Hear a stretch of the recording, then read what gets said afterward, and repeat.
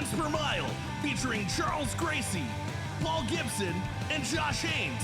Everyone knows the trucking industry has issues, but most people are afraid to talk about it. Someone's got to do it. With loads of recruiting and marketing experience and backed by the largest driver audience in the world, we deliver carriers the driver perspective, find solutions, and help make sense make sense. Welcome to Cents Per Mile. I'm your host, Charles Gracie. And I'm your co-host, Paul Gibson. Hey, I'm Josh Haynes. Charles, what are we talking about on today's episode? Cargo theft, cargo fraud, things going missing. Yep, it happens way more than you'd think it would, and it's pretty crazy, and it's been a pretty interesting rabbit hole to go down. Yeah, I mean, there's a couple other places this can go, and this is kind of just scratching the surface.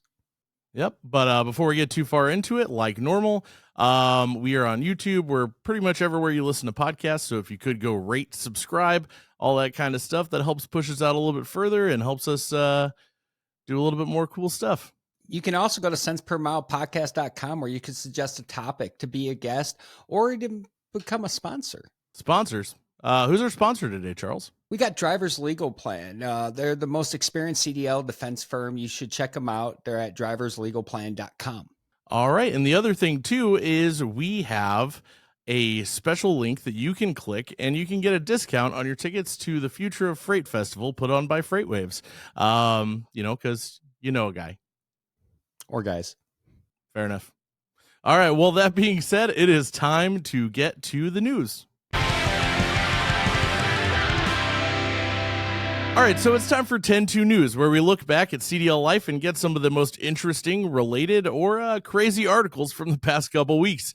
And today, the first thing we got is that truck drivers are being asked to weigh in on cargo theft. The American Transportation Research Institute has found that cargo theft is such a prominent issue that they're actually collecting data to put out some information on it and create some data. Yeah, I mean, they estimate that the theft cost about 15 to 30 billion per year. That's insane. That's, considering most trucking companies, if you're doing good, you operate on like a 6% profit margin. That's pretty huge. Well, imagine just the insurance claims. And then everyone was talking in our last episode about the insurance going up. This is one of the main contributors. All right. Well, speaking of running a trucking company, I don't know that that's an appropriate segue. But there was this lady who ran a trucking company out of Michigan, and she went missing a few years back. And recently, the police found bodily remains on the premises of the trucking company. So there's not a lot of details, but her family had been notified. So that's kind of a developing story, but that's pretty crazy. You think about it, it is Michigan. and imagine trucking. It's a very volatile market. So I'm sure we'll get more out of this, but I imagine there's definitely some kind of correlation between the people that were working there, some kind of disgruntled employee or family member. Something's going to come out of this that's going to make some breaking news. Yeah, and it is a serious situation, but not something to be taken lightly. But I am very curious, and we'll definitely update on this if something does come out. With that being said, it's time for Behind the Wheel. All right, so it's time for Behind the Wheel. Being powered by CDLLife and Hot Seat Services, CDLLife has the largest audience of drivers in the world. With that, we get access to the driver audience. We can ask them questions. We can also get a lot of data that some people don't have access to. And we can basically get real opinions and real information about real issues. So today we're talking about cargo theft. And we're going to do some loose, easy math. Right. So truck drivers, when they're on their 10-hour break, so parking is an issue, and sometimes you just end up parking in some pretty sketchy spots. But truck drivers, as you know, have to take 10-hour breaks. Well, the interesting thing is those drivers are responsible for the load they're carrying. Absolutely, they are. And it's one of the most common conversations and arguments that drivers have is I'm responsible for my freight. even though I'm off, and per DOT, I'm not supposed to be responsible for anything other than getting my rest. So it's one of those, common struggles is how can I do this effectively if I'm sleeping or if I'm in the shower? And if you look at where a lot of the cargo theft and stuff like that take place, it's in the areas where they're parking. It's not while they're driving. Right. Unless you got some Fast and Furious stuff going on. So that being said, we kind of did some loose math. So, a lot of over the road truck drivers typically get about a day off for about every week they're out. So if you do that, that's about a month and a half off a year. You take that, you break that down with the rest of the weeks. And then you subtract 4 34-hour resets within that. You end up with about 245 10-hour breaks, which comes out to somewhere around 2,400 hours. So at the federal minimum wage, that's about $17,000 to $18,000 a year that if you paid them minimum wage, they would make for being responsible for that trailer. Considering, if you were a security guard, which makes an average of $14.27, you're probably going to come out with about $28K. But let's focus on the minimum wage. That means that driver, if they actually got paid to secure that trailer and make sure that that trailer was okay, they're leaving like $17,000 to $18,000 a year on the table for the average OTR driver. Yeah. When we talk about pay and we talk about the responsibility and, cross-referencing to other jobs in other sectors, it's one of the things that just don't make sense is something's got to give. Either they're not responsible and they're fully not responsible when they're off the clock, which if you read the DOT legislation, that's pretty much how it's written, or they are responsible and then we need to be paying them. And then how efficient and effective is it going to be if they're sleeping because they have to get rest? Yeah, well, and I mean, sometimes I do wonder about, cost effectiveness and something like stuff like that. But I mean, at the same time, it's people's careers, it's their well-being. And it's just morale at that point, and you look at, you talked about how much, the cost has been, annually for cargo theft. And then you look at what this would cost. It's like, sometimes it's like, is it worth it? Especially for your relationship with your customers. Well, with that being said, we should get behind the desk.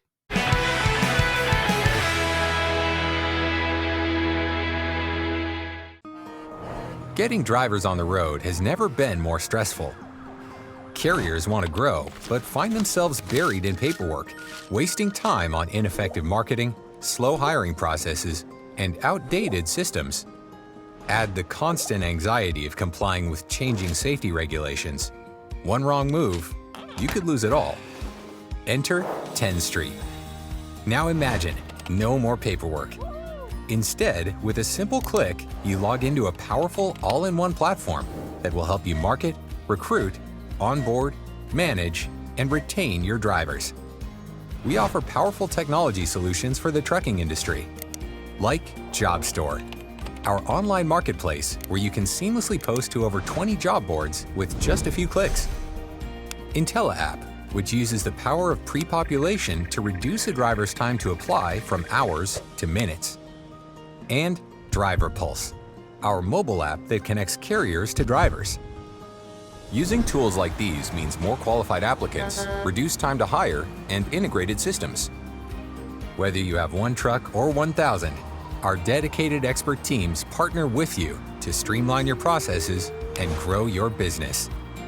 With Tenstreet, you can sleep soundly, knowing you can pass an audit, attract the drivers you need, and achieve your business goals. Join the thousands of carriers using Tenstreet. Sign up for a personalized demo to see how we can give you peace of mind and help your business thrive.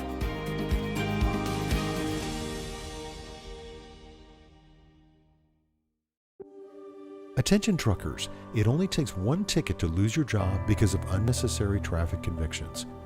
But you can protect your career with Driver's Legal Plan, an actual national law firm dedicated to protecting the rights of truck drivers.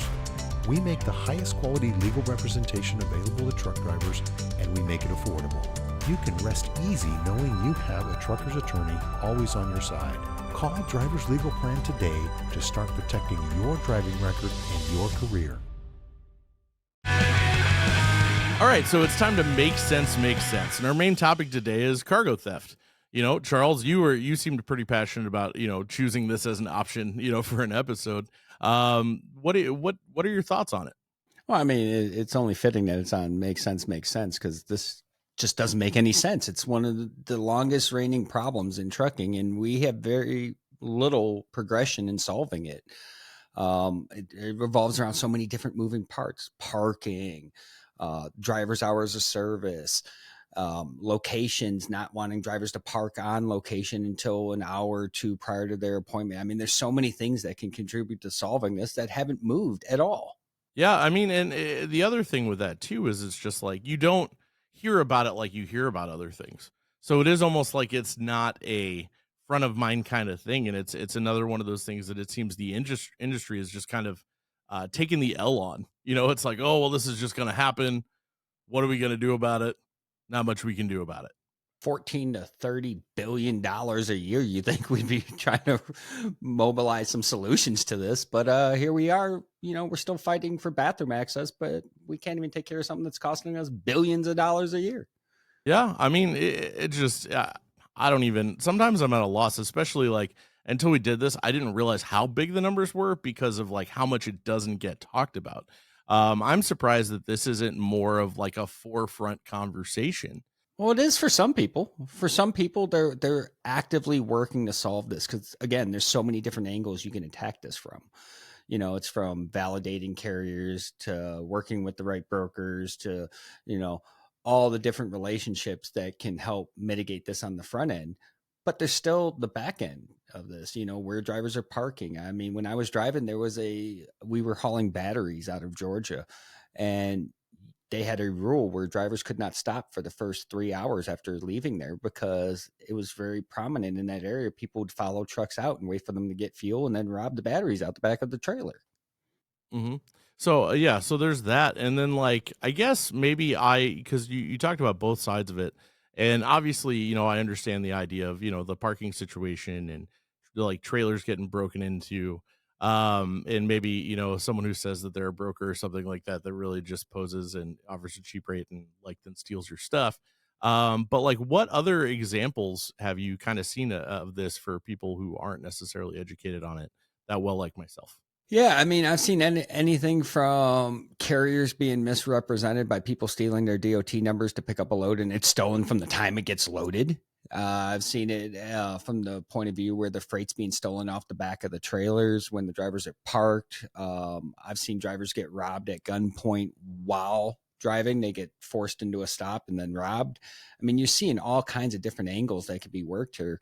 And that's just on this portion of it. There's so many other scams out there that can hit trucking companies that it's no wonder why the margins are as slim as they are in some of these cases. Yeah. And before we go to our guest, that just reminded me of kind of a throwback. You remember that time we did the story on the truck driver who had the load of chicken and was like selling it off of the truck? Well, yeah, sometimes the driver can be the culprit too. When they're getting 40 cents a mile for 5 years experience, I mean, guys got to pay the bills, put food on the table. So with that, who is our guest today, Charles?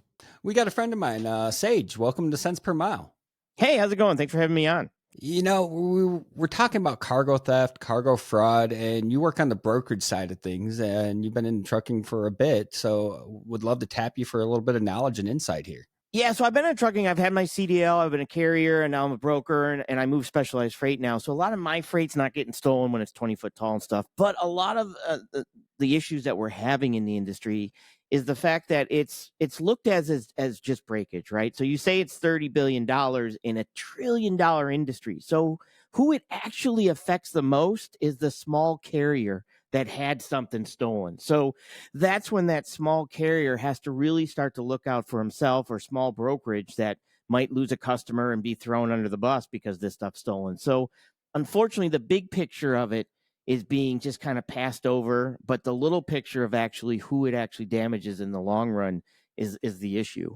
And as a broker, you want to, the main thing is establishing either a network of carriers to work with, or finding a new carrier and being able to run them through some type of system that you can have information like a portfolio about them, so that you can have them in there and say, okay, this guy's good. He's handled it before. He knows the routine. He knows what we're looking at. And as brokers, that's what we're kind of pushing for more and more, is that portfolio system that I can reference every time when I do have freight that could be a stolen situation. Because like I said, it's going to hurt that carrier and that small brokerage more than anybody.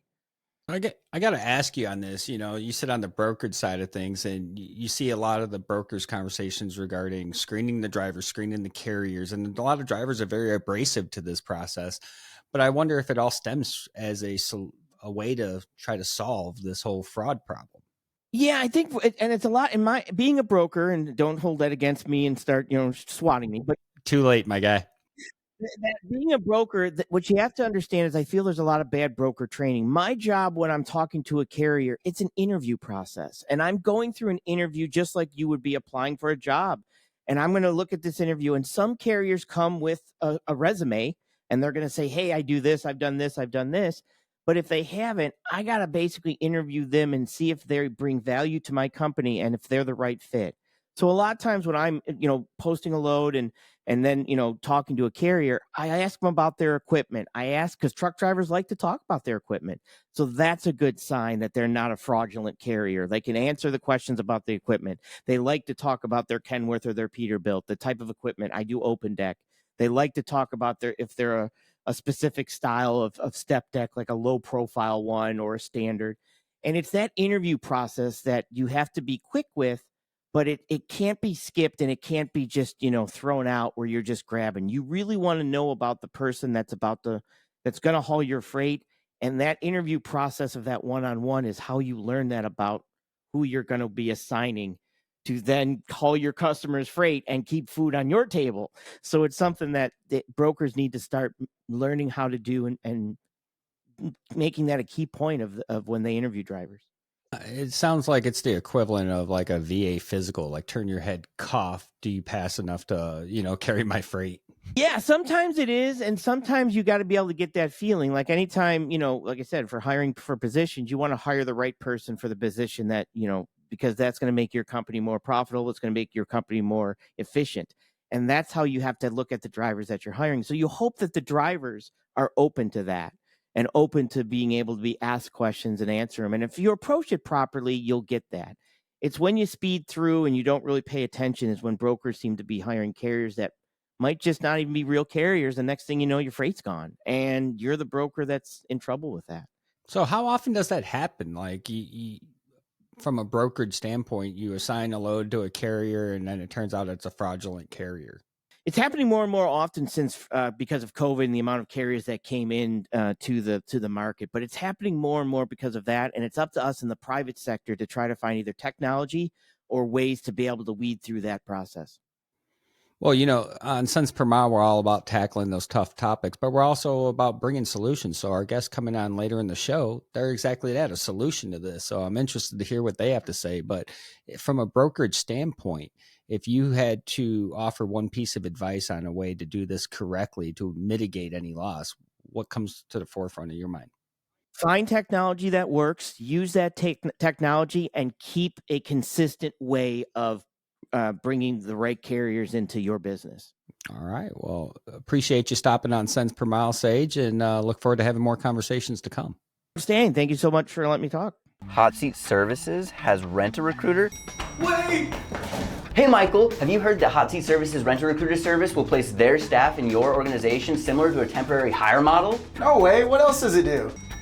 Follow me, I have to tell everyone. They take leads in existing databases to put new hires into your business's trucks. Well, shiver me timbers! What else? Come on! Their model is more cost efficient because their recruiters are trained and can get your pipeline flowing easier and faster. No way. Anything else? No matter how many hires they make, it's a set cost per week, so the more they get, the better their client's cost per hire gets. Holy sh**. For more information and to find out for yourself, go to hotseatservices.com. All right, well, that was a lot of really good information, like usual, from our guests.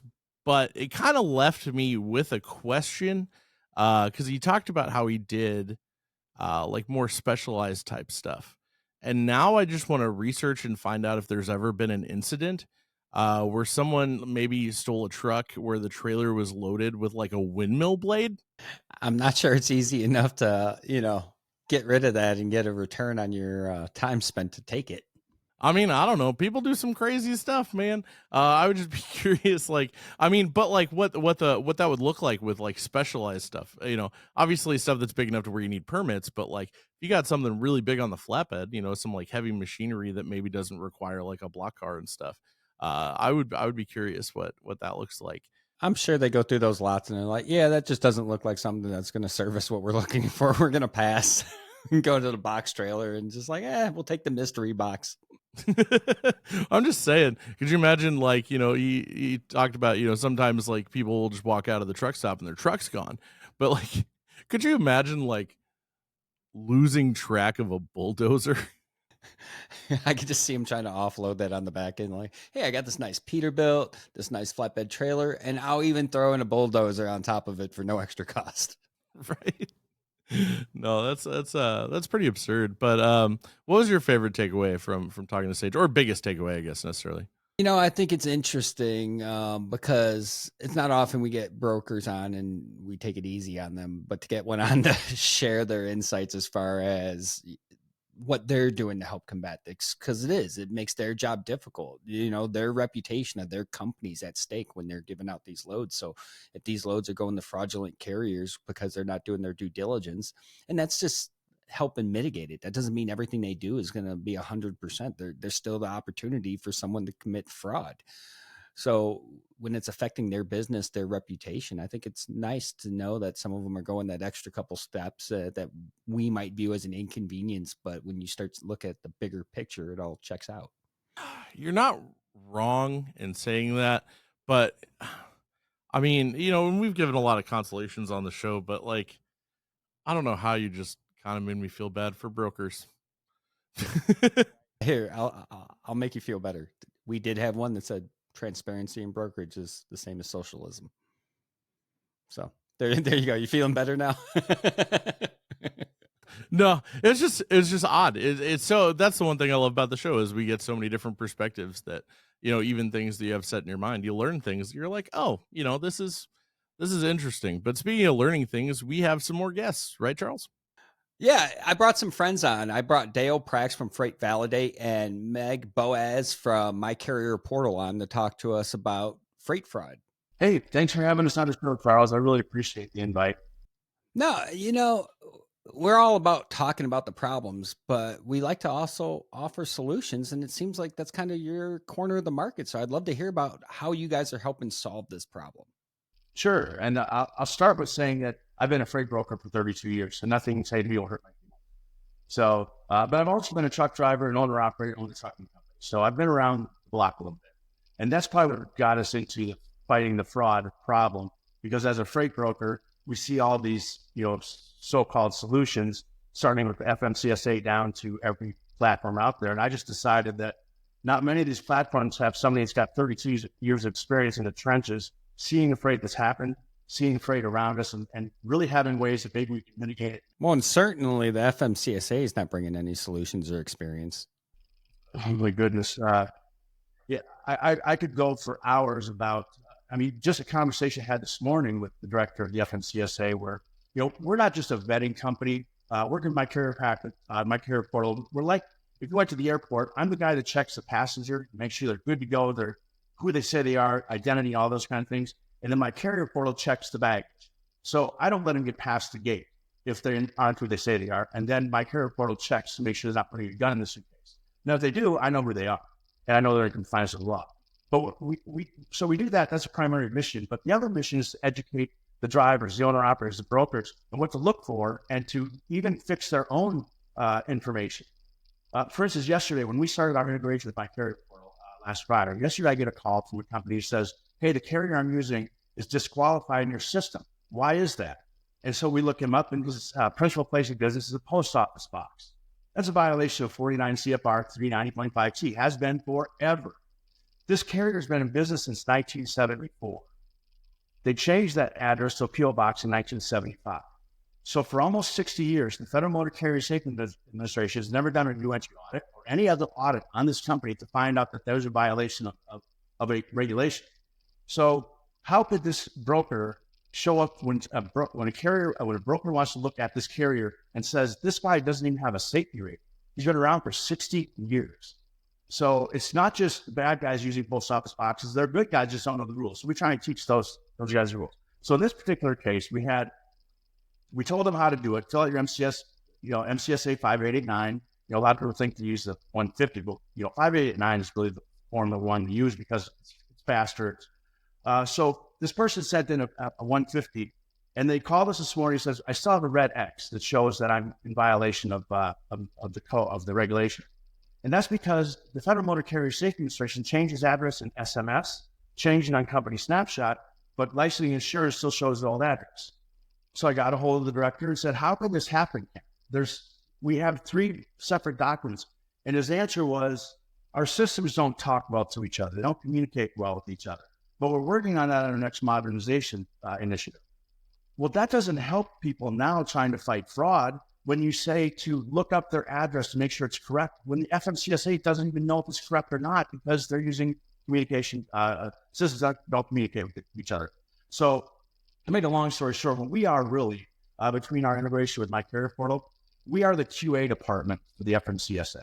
Nice. And so from Meg, from your perspective, how are you helping combat this over at MyCarrierPortal? Well, I think just to kind of touch on a couple of things that Dale said that kind of segue into what we do pretty well. It's not just the guys who don't know that they're breaking the law, but then also, you have a lot of people who have this technology and they're spending all this money, but they actually don't know how to utilize it fully. I just had an experience actually yesterday with a customer, and she said that she had a load stolen. I was like, oh my gosh. I was like, well, give me the DOT. Let me look it up. And the first thing I did was, I pulled it up, shared my screen, and showed her that, there was an alert that an FMCSA change had been made within the last 60 days. So, I think that just properly informing your customers on how to use your tech, which is like mainly the reason why I'm here now, is huge, But I think, moreover, MyCarrierPortal is just really focused on we don't have very much overlap with Freight Validate. So Freight Validate is 1000% objective. And then, we have VIN validation. We have a lot of things that are objective also. But then we also kind of like to utilize a huge community of customers who have had, this happened to us. Hey, I want to warn you. It's not saying you can't use this guy. You can set up risk assessments. You can customize your profile. But it's more so like learning from your customers, warning other people. But then I think where me and Dale come in is we're trying to like stop it from even becoming like a report at all. So it's kind of cool that you guys are putting things in place where people can educate themselves at the risk level and then make informed decisions. My question that derives from that is, say I'm the carrier and I see all this information and I decide to still go forward with utilizing this entity. What's the risk for making that decision? Because I imagine it would almost fall on negligence at that point. Absolutely. This is, from our perspective within our platform, that we do have different levels of users and permissions as well. So oftentimes you may have like the admin. If it hits a review status, it automatically has to have an approval by admin. So a lot of this is just training and kind of just like what the broker has in place. But in our system, though, you're going to actually see the determination.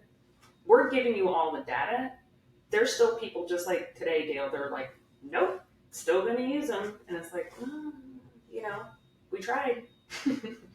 So if someone like Sage, our earlier guest, had, someone working for him and they decided to, hey, I'm going to ignore this, he'd get an alert that bypass was made. So it's kind of like a check. It is a check because what we have is the industry standard risk assessment. So, hey, this is what we recommend. This is what you should use as like a baseline. But you're able to kind of clone that, make it your own. If you want, if let's say that you have like a really expensive loader. Some of the goods that you have are like the would you say it was a windmill fan blade? Say you have those and those are like super expensive.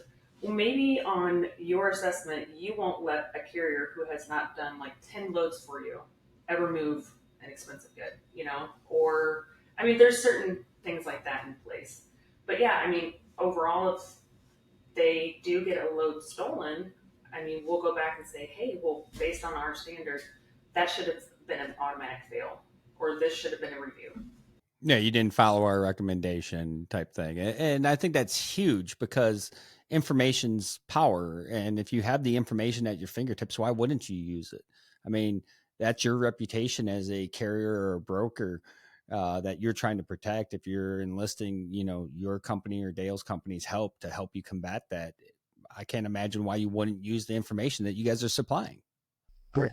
Yeah, we get that all the time. We tell them not only is this guy maybe, he hasn't had enough inspections, or those are subjective data. Anytime you use subjective data, you can easily manipulate that data and change a good guy to bad guy to good. Objective data means he's breaking the law. So we're saying I wouldn't use this guy to break, because I get it all the time. Hey, I know this guy had a red X because it's a violation of the law. He's affiliated with 15 other MC numbers, that didn't disclose the Federal Motor Carrier Safety Administration. But boy, we've been using them for 5 years. Then 2 weeks later, I get a call and say, hey, Dale, can you check this guy out because my load is stolen? Well, I told you 2 weeks ago that this guy. So now you have fun fighting the insurance company, because one of the things they're going to look at is what did you do to mitigate that problem? And so what I try to do, and I want to go back to what Sage says, it was really important about when he talked about interviewing the drivers, interviewing the carriers. That's probably the best fraud way to get around fraud, is to develop relationships, right? Carriers and brokers have to be working together. We call it the interview process. We call it our Delta program. Don't even let them aboard. And that's the interview process that the Federal Motor Carrier should be, the FMCSA should be doing when they apply. If it says I'm a U.S. citizen, check. You wouldn't believe how many people have checked, because we order those forms from the FOIA office. And we don't just run algorithms and all those kind of things. We dig deep into the information. I spent 20 years in the Marine Corps as an investigator. I know how to find things. And so that's what we spend a lot of our time doing. It's just not some, crapshoot. We'll let an algorithm figure it out. You mean the FMCSA? If they don't check them at the very beginning, we're so open to fraud. It's almost like if the first act that you're going to commit into our trucking industry is committing fraud to get in, it's not going to get better. Yeah, I imagine it kind of goes along the lines of the glass ceiling, or method that a lot of law enforcement. If you're willing to break it here, then what's going to stop you from breaking a law later on, or another one, or another one? It becomes a segue. Where is your line in the sand? And if you have to commit fraud just to do business, that's not a great start. That's not a great foundation for any relationship that's going to be working with you. Right. And if somebody steals a load of $2 million load of Nike tennis shoes, no one really cares. It's not my jurisdiction. You got to check with the shipper's jurisdiction. All these kind of things happen. But boy, if you steal a 1998 Honda Civic, it's all over the place. That's Grand Theft Auto. Yeah, that kind of brings up a good point too, is getting to know the carriers that you're working with, but then also, building a relationship with the shipper too. Saying, hey, when that truck comes in, verify the MC, or DOT right on the door. And I think, utilizing that hands-free, Siri technology is going to be huge there, which is basically it's part of what he has built out in his app on his phone. You can just say, hey, freight validate, check this DOT. Shippers can be just looking at the truck, pull it up. I think that's super important too. And I built the hands-free Siri and Alexa technology in our app. And I did it when I was an owner-operator, when I had in my mind. If a broker gives me a load and I get it off on one of the load boards, how do I know if this guy's good? My dispatcher may know, but it's only me and my wife, and she's dispatching for me. So I got to log into somewhere, check them all out. I wanted the dispatcher to be sitting in his, I wanted the truck driver to be sitting in his truck and say, hey, Siri, check freight validate. And within 3 seconds, we enter an MC number. Within 3 seconds, we know if they're good or bad, like instantly. Don't even take a load from them. Or you'll say if they're a carrier or a broker. There's the platforms in the past, before we started this, did not check on brokers. They were only beating up on carriers. Check this carrier, check this carrier. There's a lot of bad brokers that are giving loads to carriers who are bad carriers. That That checks out. I mean, brokers are not winning any popularity contest out there in today's world.